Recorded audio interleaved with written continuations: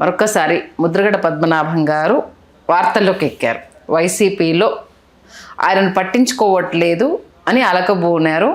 నన్ను అసలు ఎవరు సంప్రదింపులు చేయట్లేదు, నేను ఉన్నానన్న విషయమే మర్చిపోయారు, మెయిన్ వాళ్ళ వైపు తిరుగుతున్నారు, అసలు రాజ్యం భూషణ నా వైపు ఎవరు చూడట్లేదు, మీకోసం నేను ఇచ్చేసాను, మీరు ఇలా పట్టించుకోకపోతే ఎలా అంటూ కొంచెం గంభీరంగా ఆహాకారాలు చేస్తున్నారని వింటున్నాము. ఏం జరుగుతోంది? ఇప్పుడు చేగొండ హరిరామ్ జోగయ్య గారు అక్కడ పశ్చిమ గోదావరి జిల్లాలో, తూర్పుగోదావరి జిల్లాలో ఇక్కడ ముద్రగడ పద్మనాభం గారు హాహాకారాలు చేసినంత మాత్రాన రాజకీయ సమీకరణలు ఏం మారిపోవు, అభ్యర్థుల్ని ఎవరు ఖరారు చేసేయలేరు, ఎవరిని వీళ్ళని సంప్రదించి అన్ని విషయాలకు విధానపరమైన నిర్ణయాలు ఎవరు తీసుకోరు. ఎప్పుడు ముద్రగడ పద్మనాభం గారు, ఎక్కడ ముద్రగడ పద్మనాభం గారు? సంధ్య గారు చెప్పండి. ఓకే, ఇప్పుడు మనం చాలాసార్లు ముద్రగడ పద్మనాభం గురించి తెలుగు రాజ్యంలో చాలా విశ్లేషణలు అంటే చాలా చేశాం. He's first of all he's not well educated person. ఒకసారి మొత్తంగా మాట్లాడుకుందాం. He's not well educated person. For your kind information, ఆయన హై స్కూల్ విద్య కూడా సరిగ్గా ఆయన పూర్తి చేయలేదు. ఆయన తండ్రి వారసత్వాన్ని కొనసాగిస్తూ ముద్రగడ వీరరాఘవరావు గారు 2 పర్యాయాలు పత్తిపాడు నియోజకవర్గానికి ప్రాతినిధ్యం వహించిన తర్వాత ఆయన వారసత్వాన్ని కొనసాగిస్తూ ఆయన క్రియాశీలక రాజకీయాల్లోకి వచ్చి 78 ఎన్నికల్లో చంద్రబాబు నాయుడు గారు కాంగ్రెస్ మరొక Congress party, national Congress party Rajasekhara Reddy గారు, జనతా పార్టీ తరఫున ముద్రగడ పద్మనాభం గారు, ఇట్లా వీళ్ళందరూ శాసనసభలోకి అడుగుపెట్టినటువంటి సమయం అది. రాజశేఖర రెడ్డి గారు ఒకసారి ముఖ్యమంత్రి చేశారు, చంద్రబాబు నాయుడు గారు 4వ ముఖ్యమంత్రిగా ఉన్నారు. ముద్రగడ పద్మనాభం గారు ఎక్కడ ఉన్నారు? అదే వయస్సుకి చెందినటువంటి సమకాలీనుడైనటువంటి వ్యక్తి రాజకీయాల్లో వాళ్ళు ఎక్కడున్నాడు? ఆయన తర్వాత తెలుగుదేశంలోకి వచ్చారు. 2 పర్యాయాలు పత్తిపాటి నుంచి 82 ఎన్నికల్లో గెలిచారు, 85 ఎన్నికల్లో గెలిచారు, రాష్ట్ర మంత్రుల వర్యులయ్యారు. రంగా గారి ఉదంతం ఏదైతే ఉందో ఆ ఉదంతం జరగడానికి ముందే ఏంటంటే తెలుగుదేశం పార్టీ పట్ల వ్యతిరేకత, అప్పటికి కారంచేడు ఘటన ఇవన్నీ జరిగిపోయాయి. పింగళి దశరథరామ్ హత్య, కారంచేడు ఘటన చాలా జరిగినాయి.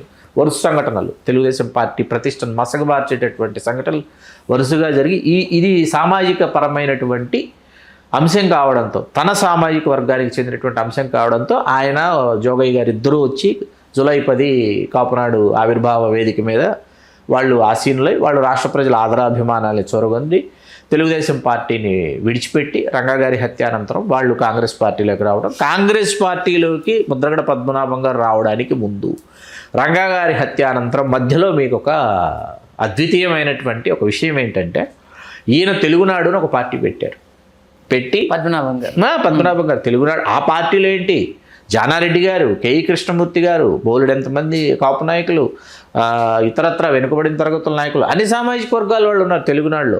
వసంత నాగేశ్వరరావు గారు తెలుగుదేశం పార్టీని ఆయన విడిచి ఇంకా ఆయన కాంగ్రెస్లోకి వెళ్ళిన వసంత నాగేశ్వరరావు గారు, ఆయన తెలుగుదేశం పార్టీలో హోంశాఖ మంత్రులుగా చేసిన వసంత నాగేశ్వరరావు గారు, వీళ్ళందరూ తెలుగునాడు పార్టీలో ఉన్నారు. భారీ బహిరంగ సభలు 3 విజయవంతం అయినాయి. తిరుపతి, హైదరాబాదు, గుంటూరు 3 భారీ బహిరంగ సభలు జరిగిన తర్వాత ఇది అప్పటికే 60-70 స్థానాల్లో ఈ పార్టీ గెలుస్తుందేమో అనేటటువంటి పరిస్థితి నివేదికలు వస్తున్న సందర్భంలో చెప్పా పెట్టకుండా గాంధీ భవన్కి వెళ్ళిపోయి డాక్టర్ మర్రిచెన్నారెడ్డి గారి సమక్షంలో, పిసిసి అధ్యక్షుడు మర్రిచెన్నారెడ్డి గారు ఆయన సమక్షంలో కాంగ్రెస్ పార్టీలో చేరిపోయాడు. ఆయన విలీనం చేశారా పార్టీని, లేకపోతే మీరు చేరారంటే ఎవరికి అర్థం కాదు. ఏనుగు మీద ఊరేగుతూ వెళ్ళాడు ఆయన. ఓకే, ఆ రోజు ఉదయం దినపత్రికలు ముందు రోజు ఆయన వెళ్ళి ఉదయం దినపత్రిక ఉంది, ఆంధ్రజ్యోతి, ఆంధ్రప్రభ అన్నీ ఉన్నాయి కదా, ఆంధ్రపత్రిక అన్నీ, ఈనాడు అన్నీ ఉన్నాయి. ఉదయం ఈ దినపత్రికలు అన్నింటిలో ఆంధ్రపత్రికలు ఏనుగు మీద ఊరేగుతూ వెళ్తున్నట్టు ఉంటే ముద్రగడ పద్మనాభం గారు గాంధీ భవన్కి వెళ్ళి చేరిపోయాడు. ఆయన చెప్పా పెట్టకుండా వెళ్ళిపోయి నువ్వు చేరిపోతే 3 బహిరంగ సభలు చేసి మా పరిస్థితి ఏంటంటే జానారెడ్డి గారు, కేఈ కృష్ణమూర్తి గారు వీళ్ళందరూ 1 by 1 ఆలోచి కాంగ్రెస్ పార్టీలో చేరారు. ఆయన స్వార్థమే ఆయన చూసుకుంటాడు. ముద్రగడ పద్మనాభం గారికి ఆయనకి తాను మాత్రమే అహం బ్రహ్మస్మి అన్నమాట ఆయనకి. ఆ తర్వాత ఏమైంది, కాంగ్రెస్ పార్టీలో ఆయన మళ్ళీ ఉమ్మడి తూర్పుగోదావరి జిల్లా నుంచి ఆయన ఒకసారి రాష్ట్ర మంత్రి కావడం, ఆయనని మంత్రివర్గం నుంచి తొలగిస్తారు, లేకపోతే తొలగించినటువంటి నేపథ్యంలో ఈ కాపుల రిజర్వేషన్లు ఈ కాపు తెలగ బలిజ రిజర్వేషన్స్ ఏవైతే ఉన్నాయో ఈ అంశానికి ముద్రగడ పద్మనాభం గారికి ఏమీ సంబంధం లేదండి. ఆ ఉద్యమాన్ని దాన్ని పూర్తి స్థాయిలో నిర్మించి దాన్ని పూర్తి స్థాయిలో ముందుకు తీసుకువెళ్ళడానికి జరిగినటువంటి ప్రయత్నాలు ఏవైతే ఉన్నాయో వాటికి సంబంధించినటువంటి వేదికలు ఏవైతే ఉన్నాయో అవి మిర్యాల వెంకట్రావు గారు ఏంటంటే ఆయన మైనింగ్ కార్పొరేషన్, ఆ తర్వాత హస్తకళల సంఘం చైర్పర్సన్గా ఉండడంతో ఆయన ఫ్రంట్ వారియర్గా ఫ్రంట్ లైన్లోకి రాకూడదు కాబట్టి దాన్ని నిర్వహిస్తున్నటువంటి కొంతమందికి బ్యాక్ ఎండ్ నుంచి ఆయన సపోర్ట్ చేసి వెంకట్రావు గారు మీరు కంటిన్యూ చేయండి, నేను రాకూడదు, నేను ముందు వరుసలోకి వచ్చి కూర్చోకూడదు. మీరు చెయ్యండి అంటే కోనసీమ బెబ్బులి టైగర్ నల్లా సూర్యచంద్రరావు గారు సైకిల్ యాత్రలతో ఆయన ప్రారంభించారు. జోహార్ నల్లా సూర్యచంద్రరావు గారు, జోహార్ జోహార్. ఆయన వేళ లేరు. అమలాపురానికి చెందినటువంటి కోనసీమకు చెందినటువంటి కోనసీమ బిబ్బులి అని పిలుస్తారు. ఆయన నల్లా సూర్యచంద్రరావు గారు ప్రారంభించారు. నల్లా సూర్యచంద్రరావు గారు అన్నయ్యే నల్లా విష్ణుమూర్తి గారు అమలాపురం మున్సిపల్ చైర్మన్గా చేశారు. వారి కుమారుడే నల్లా పవన్, రేపు భాజపా అభ్యర్థి మీకు ఎక్కడో ఒక చోట ఆంధ్రప్రదేశ్లో ఆ ప్రాంతంలో. ఓకే. తర్వాత నల్లా సూర్యచంద్రరావు గారితో పాటు ఎవరున్నారు? సుప్రసిద్ధ న్యాయవాది సలాది గంగాధర రామారావు గారు విధానాల్ని రూపొందించారు. నిమ్మకాయల వీరరాఘవ నాయుడు గారు ఉన్నారు. సలాది స్వామినాయుడు గారు, కొత్తపేటకు చెందిన సలాది స్వామినాయుడు గారు ఉన్నారు. తోట త్రిమూర్తులు గారు ఉన్నారు. వీళ్ళందరూ ఉన్నటువంటి వేదిక మీదకి ముద్రగడ పద్మనాభం గారు వచ్చి కూర్చున్నారు. మీరు ఆ నిరాహార దీక్షలు చేస్తున్నటువంటి వేదిక మీదకి ఆయనకు వచ్చి కూర్చుని నేను నిరాహార దీక్ష చేస్తున్నాను కాపుల కోసం అన్నాడు. ఓకే. అప్పటిదాకా ప్లానింగ్ అని ఏమీ లేదు. ఇది దీన్ని పట్టుకొని డ్రైవ్ చేద్దామని అనుకున్నాడు ఆయన. 92 నేను చెప్తున్నది. ఆ తర్వాత విజయభాస్కర్ రెడ్డి గారు ముఖ్యమంత్రి, రావులపాలెం ఘటన, వీళ్ళని లాఠీ చార్జీలు, ముఖ్యమంత్రి వచ్చినటువంటి సభలో వీళ్ళందరూ నల్ల బ్యాడ్జీలు పెట్టుకుని ప్రదర్శనకు రావటం, ముఖ్యమంత్రి వచ్చిన సభలో లా అండ్ ఆర్డర్ ఇష్యూ కదా, లాఠీ చార్జీ జరగడం. ఆ తర్వాత కోట్ల విజయభాస్కర్ రెడ్డి గారు ఒక కమిటీ వేయటం, ఒక కమిషన్ వేయటం, జీవో నెంబర్ 30 అంటారు, అది రావటం, చేర్చొచ్చా చేర్చకూడదు అనేటటువంటి అంశాలకు సంబంధించి ఇదంతా జరిగితే విజయభాస్కర్ రెడ్డి గారిని రావులపాలెం తీసుకొచ్చి ఈయన సన్మానించేసి, ఇంకా జీవో రాలేదండి. అదేంటది జీవో నెంబర్ 30 అంటే దీనికి సంబంధించినటువంటి అంశాలని పరిశీలించమని పరిగణలోకి తీసుకోవాలనేటట్టు ఈలోపు అంతా అయిపోయిందని సన్మానం చేసేయటం. ఈయన రాష్ట్రమంత్రిగా ఆ తర్వాత రాష్ట్రమంత్రి అయినటువంటి నేపథ్యంలో అంత క్రితం కావచ్చు తర్వాత కావచ్చు, ఈయన ఏంటంటే సామాజిక వర్గానికి సంబంధించి ఎవరు వెళ్ళినా దయచేసి కాపులు ఎవరు రావద్దును బయట ఒక బోర్డు ఉంటుంది. కాపులు అయితే రావద్దును ఒక బోర్డు. ఓకే. సెక్రటేరియట్లో మీకు అర్థమవుతుందా? నేను చాలాసార్లు చెప్పా, ముద్రగడ పద్మనాభం గారికి కోపం వస్తే రాష్ట్రంలో ఉన్న సామాజిక వర్గం వాళ్ళందరికీ కోపం రావాలి. ముద్రగడ పద్మనాభం గారు రిలాక్స్డ్గా ఉంటే రాష్ట్రంలో ఉన్న సామాజిక వర్గం అంతా రిలాక్స్డ్గా ఉండాలనుకునేటటువంటి పరిస్థితి. 99 ఎన్నికలకు ముందు దాసనారాయణరావు గారు పార్టీ నెలకొల్పుతానంటే తెలుగు తల్లి దానిలోకి వస్తాను, ఈరోజు వస్తా, రేపు వస్తా, ఎల్లుండి వస్తా అని చెప్పపెట్టకుండా వెళ్ళిపోయి తెలుగుదేశంలో చేరిపోయి చంద్రబాబు నాయుడు గారి సమక్షంలో తెలుగుదేశంలో చేరిపోయి కాకినాడ నుంచి పోటీ చేసి ఎంపీ కూడా అయిపోయి 2004 నుంచి ఈవేళ 2026లో ఉన్నాం. 2029 మళ్ళీ ఎన్నికలు వస్తాయి. 2004 ఎన్నికల నుంచి ముద్రగడ పద్మనాభం 2 ఎన్నికల్లో పోటీ చేశారు. ఒకటి కాంగ్రెస్ పార్టీ అభ్యర్థి, ఇంకోటేమో స్వతంత్ర. తర్వాత కాంగ్రెస్లో కూడా వచ్చాడు ఈయన, స్వతంత్ర అభ్యర్థి ఈయన చేశాడు. 2004, 9, 14, 19, 24 ఈ 5 ఎన్నికల్లో ఎక్కడైనా ముద్రగడ పద్మనాభం గారి ప్రభావం కానీ మరొకటి కానీ ఇంకోటి కానీ రాష్ట్ర వ్యాప్తంగా కాదు, ఉమ్మడి తూర్పుగోదావరి జిల్లాలో కూడా లేదు. సొంత సామాజిక వర్గానికి చెందిన అత్యంత పట్టున్నటువంటి అటు పిఠాపురం కావచ్చు, పత్తిపాడు కావచ్చు, జగ్గంపేట కావచ్చు, తుని వరకు తీసుకుంటే ఎక్కడ ఈ నియోజకవర్గాలు ఆయన ప్రభావం కానీ మరొకటి కానీ ఇంకొకటి కానీ లేవుగాక లేవు. ఇప్పుడు వైకాపాలో పట్టించుకోవట్లేదు, ఎందుకంటే కూతురేమో జనసేనలో ఉంది. Good question, very good question, very good question. దానికోసం ఆయన తాపత్రయపడుతున్నారు, మరి పట్టించుకోవట్లేదన్న ఇప్పుడు ఈ వాదన. పత్తిపాడులో పర్వత కుటుంబం ఉంది, వరుపుల మొన్నేమో వరుపుల సుబ్బారావు గారికి ఇచ్చారు. పర్వత పూర్ణచంద్ర ప్రసాద్ గారు అంత క్రితం పోటీ, పర్వత వరుపుల 2 కుటుంబాలు ఇవాళ వైకాపాలో అక్కడ ఉన్నాయి. నిశ్శబ్దంగా ఉన్నారా, నిస్తేజంగా ఉన్నారు, కాసేపు పక్కన పెడితే వరుపుల కుటుంబానికి చెందిన సత్యప్రభు గారు తెలుగుదేశంలో ఎమ్మెల్యేగా ఉన్నారు. కుమారుడిని వైకాపా ఇన్ఛార్జిగా ఆయన నియమించుకున్నారు.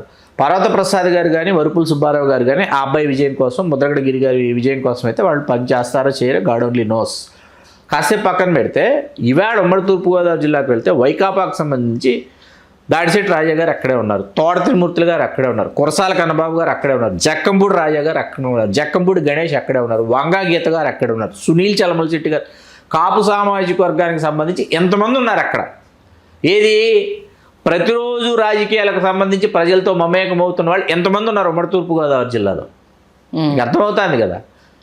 పద్మనాభం గారు ఒక నియోజకవర్గానికి పరిమితం అయిపోయి ఉన్నారు, ఒకే నియోజకవర్గానికి. ఓకే. రాష్ట్ర వ్యాప్తంగా మాట్లాడుకుందాం, అసలు అటువంటి పరిస్థితులు లేవు. పద్మనాభం గారిది గడిచిన అధ్యాయం, ముగిసిన అధ్యాయం. సరే, ఇప్పుడు పడుతున్నాడు కదా, పడితే రేపు సీట్ ఇస్తారు.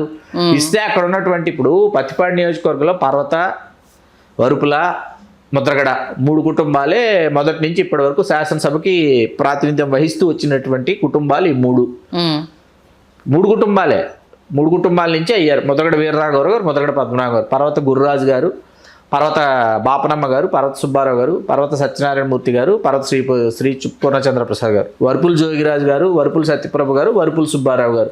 వీళ్ళే అయింది. అయితే ఇప్పుడు ఎవరు అవ్వాలి? సత్యప్రభ గారు తిరిగి పోటీ చేస్తారు తెలుగుదేశం నుంచి. వైకాపాలో పద్మనాభం గారు తన కుమారుడికి తెచ్చుకుంటాడు. అంతే కదా, కూటమి నుంచి ఆవిడ ఉంటారు సత్యప్రభ గారు, పద్మనాభం గారు కుమారుడికి తెచ్చుకుంటారు. వైకాపాలోనే ఉన్నటువంటి వరుపుల సుబ్బారావు గారు, పర్వత ప్రసాద్ గారు చేస్తారా చేయరని దాని మీద ముద్రగడ గారి కుటుంబం, ముద్రగడ కుమారుడి యొక్క విజయం ఆధారపడి ఉంది వేళ. ఓకే, అంటే సపోర్ట్. అంతే కదా, అంతే. కూతురు ఇప్పుడు జనసేన నుంచి ఫిక్సా? ఆవిడ ఇంకో నియోజకవర్గం, జనసేన అంటే కూటమి కదా ఇక్కడ ఉంది, బాలపూడి క్రాంతి గారు. ఆవిడ వచ్చేసి వెలుపులు ఉంటున్నారు, నియోజకవర్గంలో లేరు ఆవిడ. ఓకే, అసలు జనసేన ఎన్ని స్థానాల్లో పోటీ చేస్తుంది? పొత్తు ధర్మంలో భాగం 3 సంవత్సరాలు ఉంది సంజయ్ గారు. ఎన్ని తీసుకుంటారు, ఏమవుతుంది అన్నది గాడు. అంటే ఒకటి శ్రీకాంత్ గారు, ఎవరైనా ఒక పార్టీలో అడుగు పెట్టారు అని అంటే వాట్ నెక్స్ట్ అని ఒక ఆలోచన అయితే కంపల్సరీగా ఉంటుంది. అది అంటే యాజ్ ఎ క్యాండిడేట్గా ఉంటుందా, నామినేటెడ్గా ఉంటుందా, లేకపోతే ఇంకే రకంగా ట్రావెల్ అనేది ఒక క్లారిటీతో అయితే అడుగులేస్తారు. సంజయ్ గారు ఇప్పుడు నెక్స్ట్ లెవెల్కి వెళ్ళాలి అంటే మీరు డే 1 బిగిన్ అయిన రోజు నుంచి మీరు ప్రజలతో ఏ స్థాయిలో ఏ విధంగా మీరు మమేకమయ్యారన్న దాని మీద చాలా ఆధారపడి ఉంటుంది.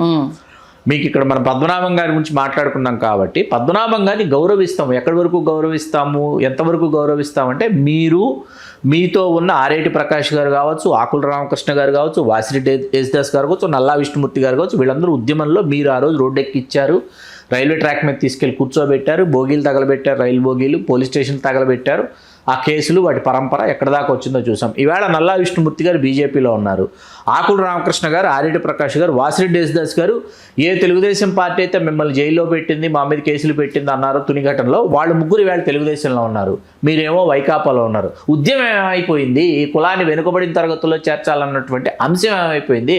నేను కాడి దించేస్తున్నాను, నా భుజం మీద నుంచి కాడి దించేస్తున్నా, ఉద్యమం నుంచి నేను వైదొలకు వెళ్ళిపోతున్నా. ఎందుకు రాష్ట్ర వ్యాప్తంగా ఉన్నటువంటి సామాజిక వర్గాన్ని ఎందుకు అయోమయానికి గురి చేస్తారు? ఎందుకు ఆందోళనలకు గురి చేస్తారు? ఎందుకు వాళ్ళని అస్తవ్యస్తంగా తయారు చేస్తారు? వాళ్ళకు దిశానిర్దేశం లేకుండా, ఒక లక్ష్యం లేకుండా ఈ జాతిని తయారు చేసినటువంటి ఘనాతి గనుల్లో మీరొకరు. మీరు ఇప్పుడంటే గుర్తొచ్చింది, మొన్న అంబటి ఈ విషయానికి సంబంధించి అందరి నేతలు కనిపించారు, కానీ ముద్రగడ మాట్లాడుకున్నాం కదా, మనమే విశ్లేషణ చేసాం. ముద్రగడ పద్మనాభం గారు లేరని మీరే గుర్తు చేశారు, నాకు గుర్తొచ్చింది. అవునా? మీరు వేరే చోట వేరే నాయకుడు ఈ సామాజిక వర్గానికి సంబంధించి ఇక్కడ పార్టీలు పక్కన పెడదాం. తోట త్రిమూర్తులు గారు వైకాపాలో ఉన్నారు కాసేపు, లేకపోతే అంబటి రాంబాబు గారు వైకాపాలో, తెలుగుదేశం పార్టీలు కూడా నిమ్మకాయల చంద్రరాజు గారు అక్కడే హ్యాట్రిక్ వీరుడు పెద్ద, అట్లా మీకు చాలామంది మీకు కనిపిస్తారు. పార్టీలు పక్కన పెడదాం, మీకు సామాజిక పరంగా ఈ సామాజిక వర్గంలో వేరే నాయకుడు ఎవరైనా, లేకపోతే వేరే సంఘటన ఏదైనా రాష్ట్రంలో జరిగింది అనుకుంటే వాటికి సంబంధించి పద్మనాభం గారి వైపు నుంచి ఏ ప్రతిస్పందన ఉండదు. ఎటువంటి ప్రతిస్పందన, ఆయనకేం సంబంధం లేనటువంటి విషయం, ఆయనకేం పట్టనటువంటి విషయం. తిరుపతిలో జరిగింది, అక్కడికి వస్తాడు, మళ్ళీ నెల్లూరు వస్తాడు, కర్నూలు వస్తాడు, అనంతపురం వస్తాడు, తిరుపతి వస్తాడు. అక్కడ ఈయనకి ఏమంటారు, రెడ్ కార్పెట్ వెల్కమ్స్ ఉంటాయి. ఉమ్మడి తూర్పుగోదావరి జిల్లాలో పట్టించుకోరు తెలియదు, అక్కడ వామ్ వెల్కమ్స్ ఉంటాయండి. ఆయన వచ్చేసి నేను మీకోసం ఉన్నాను, చేస్తాను అంటాడు, వెళ్ళిపోతాడు. వెళ్ళిపోయిన తర్వాత ఇంకా అక్కడి నుంచి కమ్యూనికేషన్ ఉండదు అనమాట. ఇంకా ఇప్పుడు కేవలం ఏ విధమైనటువంటి కమ్యూనికేషన్ ఉండదు. ఇంకా వాడు ఎవడైనా అక్కడ ఏదైనా చేస్తున్నాడు అంటే ఈయనకేం సంబంధం ఉండదు, ఈయనను ఆహ్వానించినా సంబంధం ఉండదు, ఈయనకు లేకపోతే దాని గురించి మనం ఏదైనా ఇన్ఫో ఇచ్చినా ఈయన వైపు నుంచి ఏ విధమైనటువంటి మనమేం ఎక్స్పెక్ట్ చేయలేము అనమాట. ఆ విధంగా ఉంటాయి రిప్లైస్. అంటే ప్రజలు ఇప్పుడు అటెన్షన్ సీక్ చేయడానికి అంతే. ఐడెంటిటీ క్రైసిస్, అన్ని ఐడెంటిటీ క్రైసిస్ లోంచి పుట్టుకొచ్చినవి.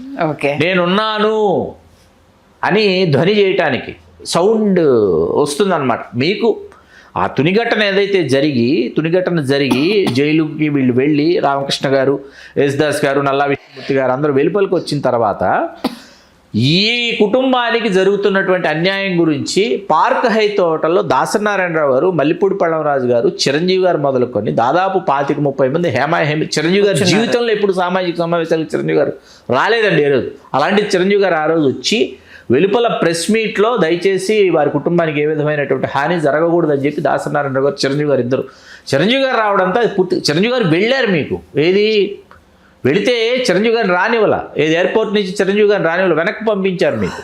తర్వాత వీళ్ళందరూ జైలు నుంచి వచ్చిన తర్వాత దాసనారాయణరావు గారి ఇంట్లో, సుప్రసిద్ధ న్యాయవాది గంగయ్య నాయుడు గారి ఇంట్లో వీళ్ళకి లంచ్లు హోస్ట్ చేసి, డిన్నర్లు హోస్ట్ చేసి, ఇన్ని చేసిన తర్వాత ఏంటంటే కాడి దింపేసుకుంటున్నాను భుజం మీద నుంచి, ఉద్యమం నుంచి నేను వైదొలుగుతున్నాను, who is next, what is next అన్నది చెప్పకుండా ఏ నాయకుడు, ఏ సేనా నాయకుడు ఏ ఉద్యమం నుంచి వైదొలగకూడదు.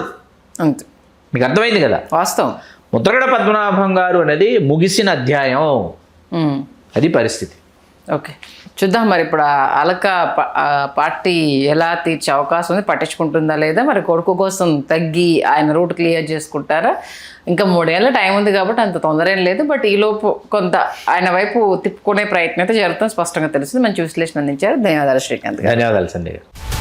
హలో, తెలుగు రాజ్యం ఛానల్ చూస్తున్నారా? సామాజిక రాజకీయ జీవన చిత్రణే తెలుగు రాజ్యం. అతిశయోక్తులు అసత్యాలు ఉండవు. రాజకీయ కోణం కాదు, ప్రజా కోణమే కొలబద్ద. తెలుగు రాజ్యం వీక్షణ మీ ఉత్తమ అభిరుచికి నిదర్శనం.